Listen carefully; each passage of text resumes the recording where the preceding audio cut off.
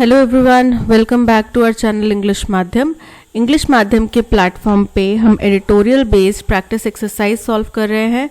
तो स्टार्ट करते हैं आज का session with thought of the day, that is big journeys begin with small steps. यानी कि कोई भी बड़ी मंजिल के लिए आपने जाना है, लंबा सफ़र तय करना है, तो उसके लिए आपको छोटे छोटे कदम अपनाने पड़ेंगे। ठीक है, और वो छोटे छोटे कदम क्या होते हैं, जैसे कि आपने अपना दिनचर्या बदली है, अपना टाइमिंग बदला है, डिटर्मिनेशन अपने अंदर अपनाया है। ये सब चीज़ें मिलकर ही आपके छोटे छोटे स्टेप्स जो हैं, यही सब मिलके आपको सफल बनाते हैं, आपको सफलता की आपकी जो मंजिल है उस तक ले जाने में सहायता करते हैं। तो इसी बात को ध्यान में रखते हुए स्टार्ट करते हैं आज का session of reading comprehension and practice exercise for SSC CGL mains. 13 days after Hamas carried out a brutal attack on Israel, बोल रहे हैं 13 दिन हो गए हैं जब हमास ने इजराइल के ऊपर पहली दफ़ा एक बड़ा ही ब्रूटल, बड़ा ही क्रूर अटैक किया था, किलिंग सम 1400 पीपल, जिसमें कुछ लगभग 1400 लोग मारे गए थे। Israel's air strikes on the besieged defenseless Gaza continue with disproportionate ferocity, बोल रहे हैं। तो वहीं इसके जवाब के तौर पे इजराइल द्वारा जो एयर स्ट्राइक्स की जा रही हैं बिसीज और डिफेंसलेस, गाजा आपको पता है वो सारी तरफ से घिरी हुई है, उसको इजराइल ने घेर रखा है ना, उसको इजराइल वहां पे ना किसी तरीके की बैरिकेटिंग की हुई है, ना उसको मदद आने देता है ना जाने देता है। तो गाजा जो है बिल्कुल डिफेंसलेस है, उनके पास कोई अपनी सरकार नहीं है, कुछ नहीं है, वो इजराइल द्वारा ही संचालित किए जाते हैं। तो उसके ऊपर अभी उनका डिस्प्रपोर्शनेट यानी कि बड़ा ही भयानक जो फेरोसिटी चल रही है, मतलब उनके जो हमले हैं वो बहुत ही खतरनाक हैं, बिना भेदभाव के हैं, किसी ना सिविलियन ना हमास के आतंकी ये कुछ नहीं देख रहे, सिर्फ हमला कर रहे हैं। किलिंग 3785 पैलेस्टीनियंस, जिसमें 3785 पैलेस्टीनियंस की जान जा चुकी है, इंक्लूडिंग हंड्रेड्स ऑफ चिल्ड्रन, जिसमें 100 से भी ज़्यादा बच्चे शामिल हैं। As Israel is amassing troops and tanks on its border with Gaza, बोल रहे हैं जैसे जैसे हमास क्या कर रहा है, नहीं इजराइल क्या कर रहा है, अमास कर रहा है मतलब इकट्ठा कर रहा है अपने ट्रूप्स को, टैंक्स को, कहाँ पे, गाजा बॉर्डर में, in preparation for a ground invasion, क्योंकि अभी उन्होंने बोल दिया कि अब हवा से और बाकी हमले हो गए, अब हम ग्राउंड इन्वेजन करेंगे, यानी कि जमीनी लड़ाई लड़ेंगे। After ordering some 1 million people to evacuate from the northern half of the land strip. और ये उन्होंने कब फैसला लिया, उन्होंने इससे पहले गाजा पट्टी के लोगों को बोल दिया है, जो कि 1 million से भी ज्यादा लोग हैं, उनको बोल दिया है कि भाई आप यहाँ ये जगह छोड़ के चले जाओ। ठीक है, US President Joe Biden and British Prime Minister Rishi Sunak traveled to Israel to declare their support for the Jewish nation's right to defend itself, बोल रहे हैं। और यूएस के प्रेसिडेंट जो बाइडन और ब्रिटेन के प्राइम मिनिस्टर ऋषि सुनक जो हैं, दोनों ही इजराइल गए वहाँ बस ये जताने के लिए कि भाई हम इजराइल के साथ हैं, और ये जो ज्यूइश नेशन है, ज्यूइश की कंट्री है, इन लोगों का अधिकार है कि अपनी रक्षा कर सकें, आत्मरक्षा कर सकें।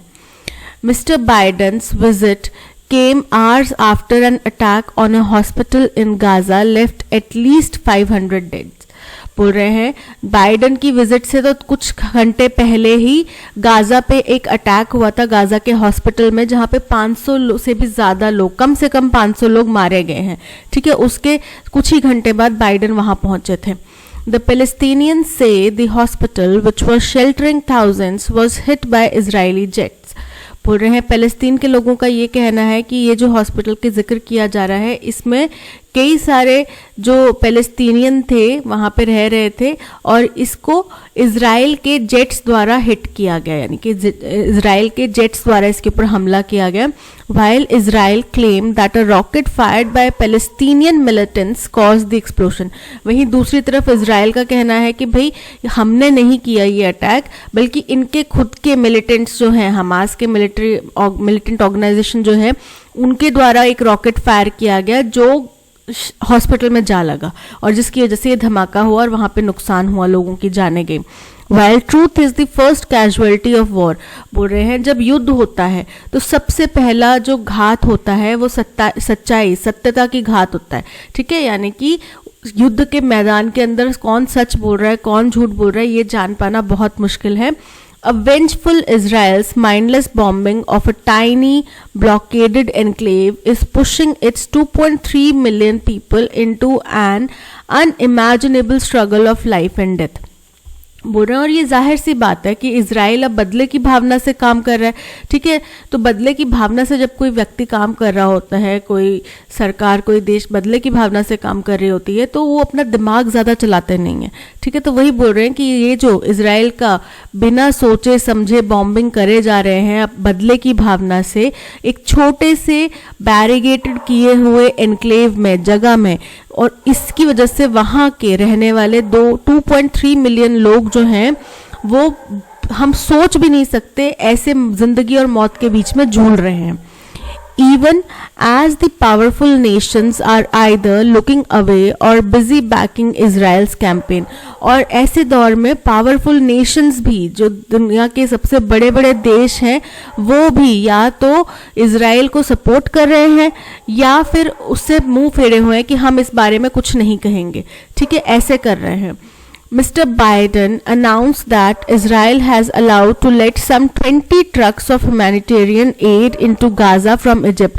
उस पर जो बाइडन बड़े ही खुश होकर ये चीज़ अनाउंस कर रहे हैं कि देखो भाई इजराइल वहाँ पे हमला कर रहा है, बट स्टिल उन्होंने 20 ट्रक्स, किस चीज़ के, कुछ भी ह्यूमैनिटेरियन एड की, खाना हो गया, दवाइयाँ होगी, कुछ भी वैसी मदद के 20 ट्रक्स जो हैं, जो कि इजिप्ट ने भेजे थे, उनको गाज़ा में एंटर करने दिया. तो ये उनको महान बता रहे हैं कि इजराइल के लोग बहुत अच्छे हैं, इजरायली प्राइम मिनिस्टर जो है वो बहुत अच्छे हैं. While any aid is welcome, 20 trucks of aid for 2 million people is, as the International Federation of Red Cross and Red Crescent Societies put it, a drop in the ocean. बोल रहे हैं हालांकि किसी भी तरीके की मदद का स्वागत किया जाना चाहिए और किया जा रहा है, पर 2 मिलियन लोगों के लिए 20 ट्रक, आप खुद सोचो, ऊंट के मुंह में जीरे वाली बात है ना, कि 2 मिलियन लोग हैं, उनको आप 20 ट्रक में कितना आप उनको मदद कर सकते हैं, राइट. तो वही international federation of red cross और रेड क्रिसेंट सोसाइटीज ने ये कहा है कि ये तो समुद्र में एक पानी के बूंद के बराबर है. ये जो 20 ट्रक भेजे गए हैं, ये सिर्फ समुद्र में एक पानी के बूंद के बराबर है. The October 7 Sabbath attack that Hamas carried out in Israel should be condemned without any hesitation. बोल रहे हैं 7 अक्टूबर को सबात अटैक जो हुआ था, सबात का मतलब होता है जैसे जो ज्यूश पीपल होते हैं फ्राइडे इवनिंग से सैटरडे इवनिंग टाइम तक का जो समय होता है उसको कुछ धार्मिक कार्य करने के लिए रखते हैं, मतलब उस टाइम पे कुछ धार्मिक कार्य किए जाएंगे, तो उसको बोल जाता है सबात. तो सबात के दौरान में जो अटैक किया गया हमास द्वारा, उसको बिना किसी झिझक के निंदा करनी चाहिए, वो गलत था, सबको ये खुल के बोलना चाहिए. At the same time, collectively punishing Gaza in the name of fighting Hamas and carrying out indiscriminate bombing that is killing hundreds a day do not make Israel any better than Hamas. बोल रहे हैं उसी समय पे Gaza द्वारा पूरे समाज को, गाजा में पूरे लोगों को, मिलिटेंट्स हो गए चाहे नॉर्मल लोग हो गए, उनमें बिना कोई भेदभाव के, बिना किसी फर्क समझे हुए बॉम्बिंग कर रहे हैं, हम सबको सजा दे रहे हैं. तो ये भी तो सही नहीं है ना, जिसमें हजारों की संख्या में, लाखों की संख्या में लोग मारे जा रहे हैं, इसमें इजराइल तो हमास से बेहतर नहीं साबित हो जाता. आप एक गलत को काटने के लिए दूसरा गलत कर दो, तो हम ये तो नहीं देख सकते कि जो कम गलत है वो सही है, दोनों चीजें गलत है ना. Moreover, this approach of the Israeli state towards the Palestinians has neither improved Israel's security nor helped the stakeholders to find a solution to the crisis. बोल रहे. और रही बात इस समस्या की, तो अगर इजराइल उनके ऊपर अटैक कर रहा है, फिलिस्तीन के ऊपर अटैक कर रहा है, गाजा पट्टी पे अटैक कर रहा है, लोगों को मार रहा है, अपना बदला लेना चाह रहा है, तो क्या इससे जो इजराइल की सिक्योरिटी फेलियर सामने आया है, क्या वो पूरा हो जाएगा? नहीं ना, वो तो पूरा नहीं होगा. और वहीं साथ ही साथ अगर सिक्योरिटी फेलियर पूरा नहीं हो रहा और ये जो समस्या है, क्या ये समस्या हट रही है? ये समस्या भी बनी हुई है. Israeli Prime Minister Benjamin Netanyahu, on whose watch the country's biggest security crisis unfolded, says he will crush Hamas. वहीं इजराइल के प्राइम मिनिस्टर बेंजामिन नेतान्याहू, जिनकी जिनके शासनकाल में इज़राइल का सबसे बड़ा सिक्योरिटी क्राइसिस सामने आया है, क्योंकि इज़राइल को माना जाता है कि वो सिक्योरिटी में लीड कर रहे हैं। ठीक है, उनके जैसे सिक्योरिटी एजेंसीज किसी की नहीं है, उनको कोई परिंदा भी पर नहीं मार सकता उनकी जानकारी के बिना। और उनके इतने पास में हजारों की संख्या में बॉम्ब्स इकट्ठे होते रहे। गाजा पट्टी वो भी ऐसा इलाका जिसको इज़राइल चारों तरफ से बैरिगेटिंग करके बैठा हुआ है, तो उसको वहां पे इतने सारे बॉम्ब्स पहुंचाना उनकी बिना जानकारी के और फिर ऐसा अटैक करना, तो ये उनका एक सिक्योरिटी फेलियर देखा जा रहा है। तो बोल रहे हैं कि जिनके बेंजामिन नेतन्याहू के शासनकाल में ही ये सबसे बड़ा सिक्योरिटी क्राइसिस अनफोल्ड हुआ है, और उनका ये कहना है कि वो हमास को निस्तो नाबूद कर देंगे, बिल्कुल क्रश कर देंगे, खत्म कर देंगे। But Israel does not have any options, पर इसराइल के पास कोई ऑप्शंस नहीं है। Reoccupying Gaza would lead to a prolonged urban war of attrition. बोल रहे हैं कि अगर वो गाजा को दोबारा से हासिल कर लेते हैं, दोबारा उसके ऊपर अपना कब्जा स्थापित कर लेते हैं, तो क्या होगा, जो बड़े लंबे समय के बाद थोड़ा वहां पे शांति बहाल हुई थी, थोड़ा ये इनका जो अर्बन वॉर है वो थोड़ा सा खत्म हुआ था, ढीला हुआ था, वो फिर से शुरू हो जाएगा। Hamas rose to prominence using the vacuum left by the failures of Fatah and the Palestinian Liberation Organization। यानी कि देखो, हमास के आने से पहले यहाँ पे दो मुख्य पार्टीज थी, फतह और पैलेस्टीनियन लिबरेशन ऑर्गेनाइजेशन। ठीक है, इन दोनों के फेलियर के बाद हमास बेसिकली जब शुरुआत हुई थी तब उन्होंने बोला था कि ये भी एक पार्टी ही है, बट धीरे धीरे करके उनके जो आइडियोलॉजीज थी वो ऐसी नहीं निकली, वो फिर एक मिलिटेंट ऑर्गेनाइजेशन की तरह पे हो गए कि हम चाहे मार दो चाहे काट दो, बट हमें अपना चीज जो हक है वो चाहिए चाहिए, इस तरीके का हो गया। तो बोल रहे कि हमास जो है इन दोनों पार्टीज की फेलियर की वजह से जो खाली स्पेस, जो वैक्यूम बच गया था, उसकी वजह से हमास जो है उठकर सामने आई, प्रोमिनेंट हुई। If Israel manages to diminish Hamas's influence in Gaza, nobody knows what comes next as the Palestine question।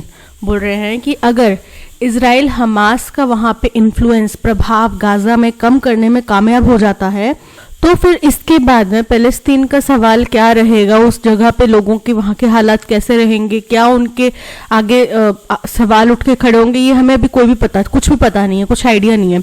अगर ऐसा बोला जाए ना कि यार रशिया जीत जाए तो ये फायदा होगा, यूक्रेन जीत जाए तो ये फायदा होगा, अगर दोनों युद्ध यहीं पे रुक जाए तो ये फायदा होगा, बट इस युद्ध के बारे में आगे कुछ भी कहा नहीं जा सकता कि अगर इजराइल, ऑब्वियस सी बात है, इजराइल एक बहुत बड़ा देश है, ठीक है, और गाजा पट्टी एक छोटी सी स्ट्रिप है, छोटी सी जगह है, जमीन का एक टुकड़ा है, और वहां पे हमास के जो मिलिटेंट्स हैं वो चंद हैं, और इजराइल के पास में फोर्स ज्यादा है, बट वही यूक्रेन रशिया वाला ही हाल हो सकता है।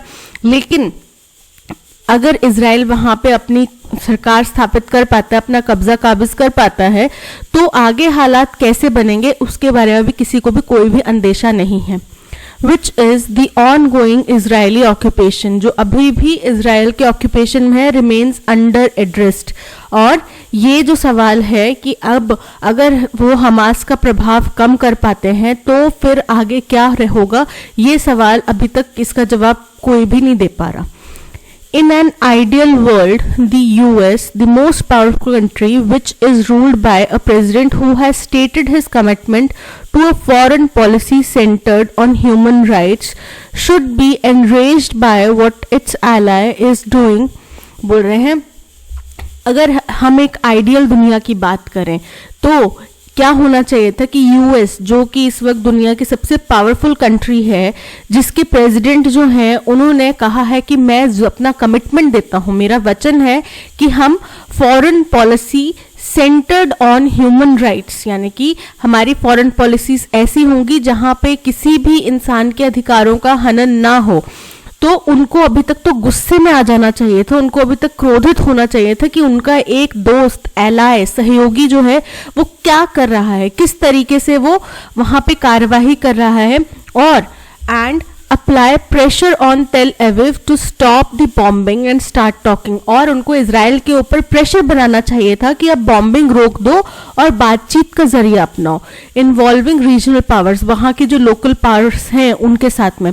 But as that is A non-possibility as of now, Israel is set to continue the attacks with impunity, multiplying the woes of millions of Palestinians. बोल रहे हैं पर अभी के लिए तो ये होता दिख नहीं रहा है ना, अभी के लिए तो ऐसी कोई पॉसिबिलिटी सामने आ नहीं रही। तो इजराइल जो है वो अपने आक्रमण उन्होंने तेज़ कर दिए हैं, जारी रखे हुए और तेज़ कर दिए हैं, जिसकी वजह से वहाँ पे रहने वाले पैलेस्टीनियन लोगों की जो मिलियंस में हैं उनके दुख, उनकी तकलीफ़ें और ज़्यादा बढ़ रही हैं। दैट्स ऑल, ये था पैसेज। अब चलते हैं क्वेश्चन नंबर 1 की तरफ। What is the tone of the given passage? Passage की टोन कैसी है? तो भाई साफ तौर पे काफ़ी क्रिटिकल है, जहाँ पे शब्द की यूज़ किए गए brutal attack, disproportionate ferocity, mindless bombing, ये और फिर वहाँ पे जैसे हमने पैलेस्टीनियन लोगों की बात करी कि उनके दुख तकलीफ अभी कम नहीं हो रहे, तो ये सब क्या है, क्रिटिकल टोन दर्शाते हैं। Option C, critical is correct. Which of the following titles best captures the essence of the passage? The unwavering support of allies. ऐसा नहीं है, यहाँ पे allies का unwavering support के बारे में बातचीत नहीं की गई। The unaddressed Palestinian question. Option B is correct कि जो पैलेस्तीन का जो सवाल है, पैलेस्तीन का जो क्वेश्चन है, कितने टाइम तक ये बॉम्बिंग चलेगी, कितने टाइम तक युद्ध होगा, कब जाके यहाँ पे युद्ध विराम लगेगा, क्या होगा अगर इनका कब्जा हट जाए, इजराइल का कब्जा हो जाए, क्या होगा अगर हमास का कब्जा स्थापित हो जाए। ठीक है, तो ये इसके ऊपर पैलेस्तीन के ऊपर कोई भी सवाल का भी हमारे पास जवाब नहीं है। Option B is correct. What is the main theme of the passage? The effectiveness of Israel's military. हमने उसके ऊपर चर्चा नहीं करी है, इजराइल की मिलिट्री कितनी क्षमता है उसके पास में, कितनी वो प्रभावशील है, इस बारे में हमने बात नहीं करी। The support of the US and Britain for Israel, कि यूएस और ब्रिटेन का कैसा सपोर्ट रहा है, हमने उसके बारे में बात नहीं करी। The human rights violation occurring amidst the conflict, option C is correct, कि मतभेद की वजह से ह्यूमन राइट्स का वायलेशन किस तरीके से हो रहा है और कितनी हद तक हो रहा है। ठीक है, हॉस्पिटल्स तक को निशाना बनाया जा रहा है, इनडिस्क्रिमिनेट बॉम्बिंग की जा रही है। So option C is correct. Which of the following statements best represents a critical assessment of the support extended by US President Joe Biden and British Prime Minister Rishi Sunak to Israel as depicted in the passage? बोल रहे हैं इन दोनों देशों के जो उच्च पदाधिकारी हैं उनके द्वारा जो सपोर्ट दिखाया गया है इजराइल को, उससे क्या हमें समझ में आता है, क्या क्रिटिकल असेसमेंट हम निकाल पाते हैं। Their support for Israel is unequivocally justified as Israel has right to defend itself against attacks from Hamas. बोल रहे हैं कि उनका जो सपोर्ट है वो जस्टिफाइबल है क्योंकि इजराइल का पूरा अधिकार है कि वो हमास द्वारा किए गए अटैक से खुद को बचा सके। They are supporting Israel without considering the severe humanitarian crisis unfolding in Gaza due to the airstrikes. Option B is correct, कि वो बजाय इस बात को जानते हुए भी कि भाई वहाँ पे किस तरीके की सिवियरिटी हो रही है, गाजा पट्टी में लोग किस तरीके से जी रहे हैं और इन एयर स्ट्राइक्स के बाद में क्या उनकी दुर्गति है, इन सबको जानते हुए भी उन्होंने इजराइल को अपना सपोर्ट जारी रखा है। ठीक है, इस बात को दरकिनार करके। So option B is correct. What does the phrase "a drop in the ocean" in the context of passage imply about the humanitarian aid allowed into Gaza? बोल रहे हैं जो गाजा में मदद भेजी गई उसके बारे में "a drop in the ocean" बात से हमें क्या समझ में आता है। तो देखो सीधी सी बात है, a drop in the ocean का मतलब है कि वो जो एड है वो नाकाफी है, वो उनका गुजारा नहीं कर पाएगी पूरा। 2 मिलियन लोगों के लिए 20 ट्रक आप भेज रहे हैं, कहाँ से गुजारा हो पाएगा। The aid is substantial and will significantly alleviate the suffering of the people in Gaza. तो नहीं, वो substantial नहीं है, वो काफ़ी नहीं है, वो नाकाफी है aid। ठीक है, the aid is inadequate and barely makes an impact on the humanitarian crisis in Gaza. Option B is correct. Select the option that expresses the given sentence in past tense form. हमें past tense की form में अगर इस sentence को कोई भी statement बता पा रही है वो चूज करना है। The methods Arunima adopts for taming the dogs create awe and wonder among them. तो adopts का बजाय क्या हो जाएगा, पास्ट टेंस में बताना है तो adopted. The methods Arunima adopted किसके लिए, for taming the dogs, create की बजाय क्या आ जाएगा, created awe and wonder among them. Okay, so the methods Arunima adopted for taming the dogs created awe and wonder among them. Option A is correct. His voice gets on my nerves, मतलब उसकी आवाज़ मुझे बहुत irritate करती है, परेशान करती है. होते हैं ना किसी लोग, किसी किसी इंसान की आवाज़ से भी आपको चिढ़ हो जाती है. जैसे वो ऑफिस में, आपकी विसिनिटी में, जिस भी एनवायरनमेंट में आप हैं वहाँ पे एंटर करते हैं तो बस आपका मन खराब हो जाता है. So that is makes me ill, pierces my eardrums, यानी कि मेरे कानों में छेद कर देते हैं, मुझे बीमार कर देते हैं, या irritates me. Option C is correct. Life history written by oneself, खुद की आत्मकथा लिखने को क्या बोलते हैं? Autobiography, right. ऑटोग्राफी नहीं होता, ऑटोग्राफी मतलब होता है कि खुद के साइन करना. Autobiography, option B is correct. Autophagy, इसका मतलब होता है एक ऐसी प्रक्रिया जिसके तहत हमारे शरीर की जो सेल्स हैं उनको खुद ही वो यूटिलाइज कर लेती हैं, खुद ही अपना शरीर जो है वो खुद ही उन सेल्स को खा जाता है. ठीक है. ऑटोक्रेसी, ऑटोक्रेसी मतलब होता है कि किसी एक ही व्यक्ति द्वारा चलाया जाने वाला सिस्टम, उसी की पावर होना, जैसे कि नॉर्थ कोरिया में ऑटोक्रेसी चल रही है. ठीक है. So option B autobiography is correct. You should see a oculist, your eyes look worse today. तो अ ऑक्यूलिस्ट की बजाय क्या आएगा? An oculist. ठीक है. और ऑक्यूलिस्ट कौन होता है? वो व्यक्ति जो चश्मे वगैरह देखता है, मतलब ऑप्टिशियन जिसको बोला जाता है, जो आपकी आंखों के बारे में जानकारी देता है. तो बोल रहे हैं कि तुम्हें जाके ऑक्यूलिस्ट से मिलना चाहिए, तुम्हारी आंखें आज बहुत ही खराब स्थिति में हैं. ठीक है. तो अ ऑक्यूलिस्ट की बजाय क्या आ जाएगा? An oculist. So your eyes look, you should worse today, see oculist. Option D is correct. A की बजाय एन आएगा. Diwali, referred to as the festival of lights, ushers in the winter season with joy. बोल रहे हैं कि दिवाली जिसको कि festival of lights के कह के भी बुलाया जाता है, ये आते ही, मतलब इसकी शुरुआत कब होती है? विंटर सीजन की. और विंटर सीजन में खुशियों के साथ में इसकी शुरुआत होती है. Joy, shopping, presents and a slew of new occasions and celebrations. यानी कि दिवाली जो कि फेस्टिवल ऑफ लाइट्स है, जिसकी शुरुआत विंटर सीजन के आने के साथ में होती है. विंटर सीजन के दौरान में ये आता है और ये एक शुरुआत कर देता है खुशियों की, शॉपिंग, प्रेजेंट और आने वाले नए ओकेजन्स की, सेलिब्रेशंस की, इन सब की शुरुआत करता है. जैसे कि दशहरा, धनतेरस, गोवर्धन, भाई दूज एंड नरक चतुर्दशी, इन सब त्योहारों की शुरुआत हो जाती है. In the spiritual world, the event symbolizes the triumph of light over darkness. अगर हम आध्यात्मिक नजरिए से देखें तो क्यों दिवाली मनाई जाती थी? क्योंकि श्री रामचंद्र जी अच्छाई ने बुराई को हरा दिया था, उजाले ने अंधेरे को हरा दिया था. श्री रामचंद्र जी रावण वध करके सीता माता को लेकर वापस अपने घर आ रहे थे, इसलिए दिवाली मनाई जाती है. The 5-day festival of Diwali is observe during the Hindu month of Kartika as an event. बोल रहे हैं ये दिवाली जो है ये 5 दिन का फेस्टिवल है और ये हिंदू धर्म के अनुसार कार्तिक महीने में बनाया जाता है. In India Diwali is also known as Deepavali. Diwali को ऑब्वियसली बात है हिंदी में दीपावली बोला जाता है दिवाली की बजाय, राइट. लेटर ऑन इस्टेब्लिश होते होते दीपावली से दिवाली बन गया. जैसे योग था, योग से इस्टेब्लिश होते होते योगा बन गया, राइट. सो वैसे ही ये यहाँ पे है. तो सबसे पहला स्टेटमेंट तो जहाँ पे दिवाली का इंट्रोडक्शन किया जा रहा है, Diwali referred to as festival of lights. ठीक है, यानी कि उसकी शुरुआत बताई जा रही है. तो फर्स्ट हो गया ऑप्शन ए. अब ऑप्शन ए देखो एक में ही है, ऑप्शन डी में, सो हमारा ऑप्शन डी करेक्ट हो जाता है. आगे देखते हैं. फिर उसके बाद देखो ये 5 दिन का फेस्टिवल है और हिंदू कैलेंडर के अकॉर्डिंग कार्तिक महीने में बनाया जाता है एज एन इवेंट. फिर कौन सा इवेंट? In spiritual world. कौन सी दुनिया में ये इवेंट है? कौन सी दुनिया का इवेंट है? आध्यात्मिक इवेंट है. ठीक है, तो ये हो गया सेकंड पॉइंट, ये हो गया थर्ड पॉइंट. और फाइनल पॉइंट हो गया कि इंडिया में दिवाली को दीपावली भी कहा जाता है. So option D, A, C, B, D is correct.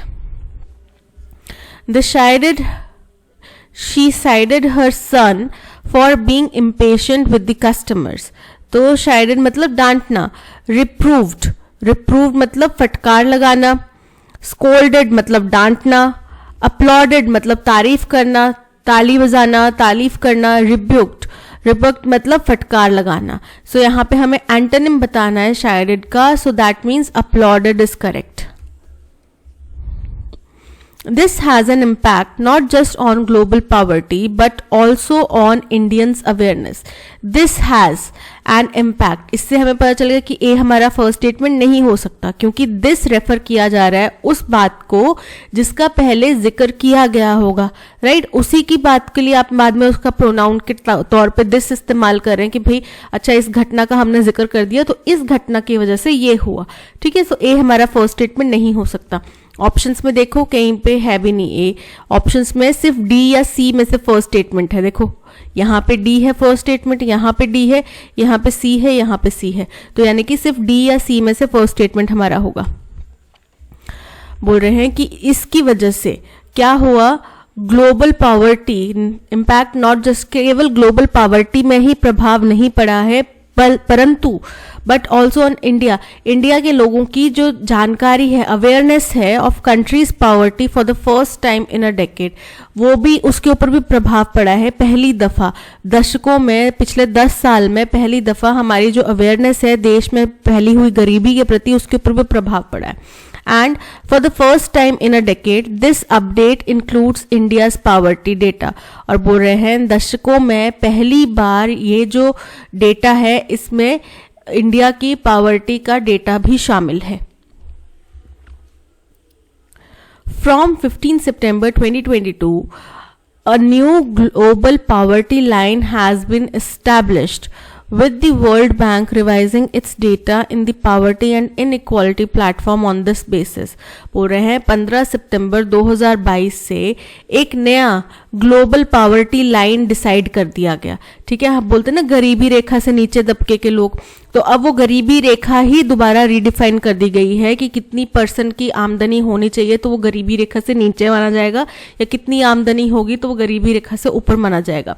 इसके द्वारा with the world bank revising, और फिर ये किसके द्वारा किया गया है, इसी के साथ साथ वर्ल्ड बैंक ने क्या किया है, अपना डेटा भी रिवाइज करा है किसके ऊपर, poverty and inequality platforms on this basis. इसी के बेसिस पे वर्ल्ड बैंक ने गरीबी और इनइक्वालिटी मतलब जो बराबरी असमानता के प्लेटफॉर्म्स हैं उनको भी रिवाइज करा है। According to Sunita Sinha, Roy and Roy van der Weide of the World Bank's policy research working paper, यहाँ पे थोड़ा सा एरर है कॉमा का, एक्चुअली सुनीता सिन्हा रॉय इनका नाम है, ठीक है? So according to Sunita Sinha Roy and Roy van der Weide of the World Bank's policy research working paper, यानी कि वर्ल्ड बैंक की पॉलिसी रिसर्च वर्किंग पेपर की जो समिति है उसके जो सुनीता सिन्हा रॉय और रॉय वेंडर विडे हैं, इनके अनुसार Poverty in India has dropped over the recent decade, although not as much as previously thought. बोल रहे हैं पिछले एक दशक के दौरान में हिंदुस्तान में गरीबी कम हुई है, लेकिन उतनी नहीं जितना पहले अनुमान लगाया जा रहा था कि कम होगी, ठीक है? उतनी नहीं हुई है। सो सबसे पहला तो ये चीज़ आ गई कि फर्स्ट हमारा स्टेटमेंट सी आएगा, यानी कि ऑप्शन ए और ऑप्शन डी एलिमिनेट हो जाते हैं, ठीक है? इसके बाद में बात आती है कि सेकंड स्टेटमेंट क्या आएगा। तो देखो फर्स्ट बात कर दी गई इसके बारे में कि डेटा रिवाइज किया गया है, सब कुछ किया गया है, तो इसी के साथ में बोला गया कि पहली दफ़ा पिछले एक दशक में पहली दफ़ा इसके अंदर इंडिया का पॉवर्टी डेटा भी इंक्लूड किया गया है। तो ये हो गया सेकंड पॉइंट। थर्ड पॉइंट होगा कि इसका ना केवल ग्लोबल पॉवर्टी पे इम्पैक्ट पड़ेगा पर हिंदुस्तानियों की जो अवेयरनेस है, जानकारी है देश की गरीबी के बारे में, उसके ऊपर भी इसका इम्पैक्ट पड़ेगा। ये हो गया थर्ड पॉइंट।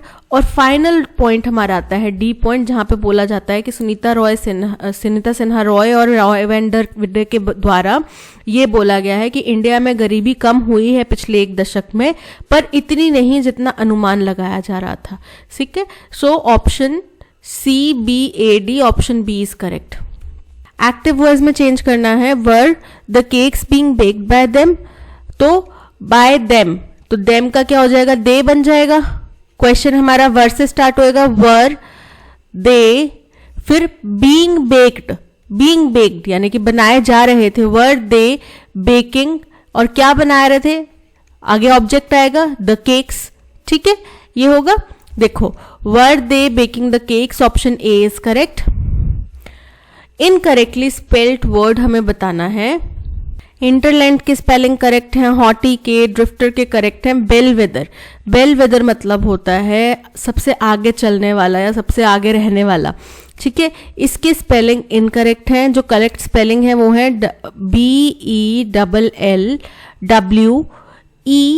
BELLWETHER, ए नहीं आएगा, so option D is correct. Honesty as well as discipline are required to succeed in life, बोल रहे हैं जिंदगी में सफल होने के लिए हमें ऑनेस्टी और डिसिप्लिन की जरूरत है, जो कि बिल्कुल सही है। अब ये जो पार्ट है स्टेटमेंट का जो कि अंडरलाइंड है, हाईलाइटेड है, इसमें हमें देखना है कोई एरर है, कोई करेक्शन रिक्वायर्ड है। So honesty as well as discipline दोनों ही चीजें चाहिए ना, तो आर रिक्वायर्ड की बजाय क्या हो जाएगा, इज रिक्वायर्ड। दोनों को एक ग्रुप के तरह तौर पे ले रहे हैं तो सिंगुलर वर्ब है, ठीक है, दोनों को एक ग्रुप माना जा रहा है। So is required to succeed in life, option B is correct.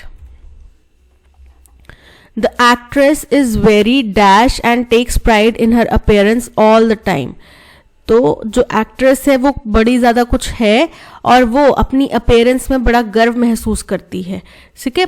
सो पहले है वेन, वेन का अर्थ है जो हमारी नसें होती हैं, नाड़ियां होती हैं, ठीक है, आर्टरीज एंड वेन्स, ये वो वाला वेन है, ठीक है। उसके बाद है वेन, वेन का अर्थ है मतलब कम होना, वेन ये वाला वेन का अर्थ है ध्वज या फिर पंख, और ये वेन मतलब कि अहंकारी, ठीक है। सो जो एक्ट्रेस है वो बहुत ज्यादा अहंकारी है और वो अपनी अपीयरेंस में बहुत ज्यादा प्राउड फील करती है, ऑप्शन डी इज करेक्ट।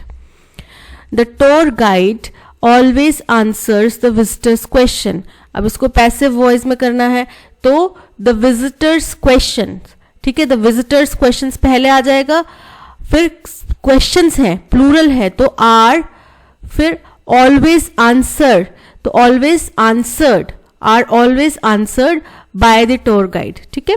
सो देखते हैं, the visitors question was always नहीं आएगा, are, the visitors questions are answered नहीं, always answered, the visitors questions are always answered by the tour guide, option C is correct. To achieve something gigantic, अब देखो something के spelling देखो, SOME आता है ना समथिंग में, तो to achieve something gigantic you have to grind for a considerable amount of time, यानी कि कुछ बड़ा हासिल करने के लिए आपको अपने आप को बड़े लंबे समय तक या काफी समय तक अपने आप को झोंकना पड़ेगा उस चीज में, उसको करने के लिए, उसको हासिल करने के लिए। अब इनकरेक्टली स्पेल्ड वर्ड हमें इस स्टेटमेंट में ढूंढना है, तो हमें पहले पता चल गया समथिंग की स्पेलिंग गलत है, something option A is correct. Please dash more sugar to the juice so that it becomes sweeter, तो ऐड करने की बात कर रहे होंगे, add, add, add, add, option D add is correct. The Parliament of Tonoco authorized the king to take over the reins of the government and disable the power of the Council of Ministers. अब इसमें हमें disenfranchise word का antonym बताना है, ठीक है। तो डिसएनफ्रेंचाइज मतलब का होता है कि किसी को अपने वोट देने के अधिकार से वंचित करना, ठीक है। सो ऑथराइज का मतलब होता है अधिकार देना, राइट, ऑप्शन ए है ऑथराइज्ड, ऑथराइज मतलब अधिकार दिया, और यहाँ डिसएनफ्रेंचाइज का मतलब होता है अधिकार जब्त करना, बंद करना, रद्द करना, so option A authorised is correct. Exploring new places in an exciting way to dash your horizons and experience different cultures. तो अपने horizons का विस्तार करने की बात की जा रही होगी। So अगर हम नई नई जगहों को एक्सप्लोर करते हैं तो ये बड़ा ही एक एक्साइटिंग तरीका है अपने horizons का विस्तार करना, अपनी सोच के विस्तार के लिए। एंड एक्सपीरियंस डिफरेंट कल्चर्स, और दूसरे लोगों के अलग अलग कल्चर्स को एक्सपीरियंस करने का भी हमें मौका मिलता है। Whether you prefer to travel by different modes of transportation like boat और aeroplane, there are many ways to get around and see the world, बोल रहे हैं चाहे आप कोई सा भी तरीका इख्तियार करें ट्रांसपोर्टेशन का, चाहे बोट हो चाहे एरोप्लेन हो, यहाँ पे बहुत सारे तरीके होते हैं जिसके ज़रिए आप दुनिया देख सकते हैं. One of the benefits of exploring new places is the dash to try new foods and cuisines. बोल रहे हैं एक जो बड़ा अच्छा बेनिफिट है नई नई जगहों पे, अलग अलग जगहों पे जाने का, वो ये कि आपको मौका मिलता है शायद नए नए खाने खाने का, नए नए cuisines ट्राई करने का. You can also visit famous landmarks, attend cultural events and meet people from all walks of life. यानी कि आप फेमस जगहें पे जा सकते हैं, अलग अलग कल्चरल इवेंट्स आप इंजॉय कर सकते हैं और हर एक तबके के, हर एक उम्र के, अलग अलग जगहों के, अलग अलग हिस्से के लोगों के आप मिल सकते हैं. When traveling, it's important to dash calm and flexible. जब आप ट्रैवल कर रहे हो तो बहुत इंपॉर्टेंट होता है कि आप शांत रहें और फ्लेक्सिबल रहें. Unexpected delays and changes can happen, क्योंकि आप ज़रूरी नहीं है कि भाई आपने सोचा है कि मैं 4 बजे जाऊंगा, प्लेन मेरे फ्लाइट टिकट 4 बजे की है, 4 बजे मैं प्लेन में बैठूंगा, 6 बजे मैं किसी फला जगह पे पहुंच जाऊंगा, 7 बजे मैं वहां पे जाके ये खाऊंगा वो खाऊंगा. ज़रूरी नहीं है आपके अकॉर्डिंग हो सकता है बारिश हो जाए, आपकी फ्लाइट 1 घंटा 1.5 घंटा डिले हो जाए. तो ऐसे किसी भी डिले और चेंज ऑफ प्लान के लिए आपको तैयार रहना पड़ेगा, फ्लेक्सिबल रहना पड़ेगा, क्योंकि ये हो सकते हैं. सो It's helpful to have a backup plan and be willing to adapt. तो इसीलिए एक बैकअप प्लान अपने पास रखना और उसी के अनुरूप अडेप्ट कर पाना, स्थिति के अनुरूप, परिस्थिति के अनुरूप अडेप्ट कर पाना, ये आपको तैयार रहना पड़ेगा और ये काफ़ी मददगार भी साबित होगा. Another important dash of travel is sustainability. एक और इम्पॉर्टेंट एस्पेक्ट हो सकता है ट्रैवल का, वो है sustainability. By being mindful of your impact on the environment and local communities, you can travel in a responsible and sustainable way. बोल रहे हैं अगर आप जागरूक रहें, माइंडफुल रहें कि भाई आपके किसी भी कार्य से, आप किसी अलग दूसरी जगह गए हैं, ठीक है, आप एक फॉरेन जगह पे गए हैं जो आपकी नहीं है, तो आपको ये ध्यान रखना पड़ेगा कि आपका कोई भी कृत्य जो है वहाँ के एनवायरनमेंट को, वहाँ की लोकल कम्युनिटीज़ को किस तरीके से हार्म कर सकता है, किस तरीके से प्रभाव डाल सकता है. You can travel in a responsible and, तो ये सब ध्यान में रख के आप बहुत ही जिम्मेदार और सस्टेनेबल तरीके से ट्रैवल कर सकते हैं. अब इसका मैं आपको एक छोटा सा एग्जाम्पल देती हूँ. हिमाचल में प्लास्टिक पॉलिथीन्स पता नहीं सदियों से बैन है, मतलब जब से हम छोटे थे हमने बैन ही देखा है उनके ऊपर, कोई भी नहीं ले जा सकते थे प्लास्टिक पॉली बैग्स वगैरह.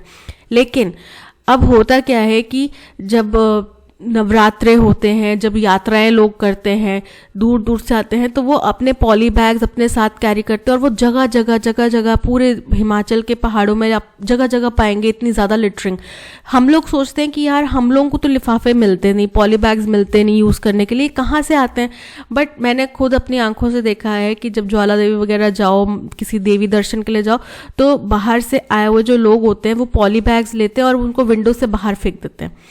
अगर ये सब लोगों के दिमाग में, जहन में ये चीज़ें रहें तो हम खुद ही ये चीज़ ना करेंगे, right. With so many dash the world is your to explore, क्योंकि हमारे यहाँ पे बहुत ज़्यादा विविधता है, हम दुनिया में विविधता, विथ सो मैनी अपॉर्चुनिटीज़ हो सकता है. The world is yours to explore, कि आपका है, आप जैसे चाहे इसको एक्सप्लोर कर सकते हैं. Exploring new places is an exciting way to dash your horizons. Constrict मतलब बाधित करना, छोटा करना, संकुचित करना. broaden विस्तार करना, विस्तार करने की बात करें. localize मतलब कि किसी सीमित करना, किसी छोटे से जगह में सीमित कर देना. और contract मतलब कम करना, संकुचित करना. So option B, broaden is correct. One of the benefits of exploring new places is the dash to try new foods, is the opportunity, disadvantage, hindrance या obstacle. Disadvantage मतलब होता है कमी कोई, hindrance मतलब रुकावट, obstacle मतलब रुकावट, opportunity मतलब एक आपको मौका मिल रहा है.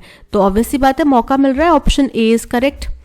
When traveling, it's important to dash calm and flexible. To contract calm, lose calm, stay calm, option C, stay is correct. Another important dash aspect of travel is sustainability. So option C, aspect is correct. By being mindful of your impact on the environment and local communities, you can travel in a responsible and sustainable way with so many contaminants मतलब दूषित की किसी चीज को दूषित करना, barriers मतलब कि सीमाएं, लिमिटेशंस बाधाएं, पॉसिबिलिटीज, तो with so many possibilities the world is yours to explore, option C is correct. That's all, आज के सेशन में इतना ही। Thank you so much for watching. इस सेशन की पीडीएफ और ऑडियो एक्सप्लेनेशन आपको टेलीग्राम चैनल पे मिल जाएगी, जिसका लिंक आपको डिस्क्रिप्शन बॉक्स में दे दिया गया है। इसके अलावा प्ले स्टोर से ऐप भी डाउनलोड कर सकते हैं, ऐप का लिंक भी आपको डिस्क्रिप्शन बॉक्स में दे दिया गया है। कंटेंट पसंद आए तो लाइक, शेयर और सब्सक्राइब जरूर करना। कॉमेंट सेक्शन में जरूर लिख के बताना कि आपका क्या स्कोर रहा है आज का। मिलते हैं नेक्स्ट सेशन में। Till then keep learning and keep practising. Bye bye.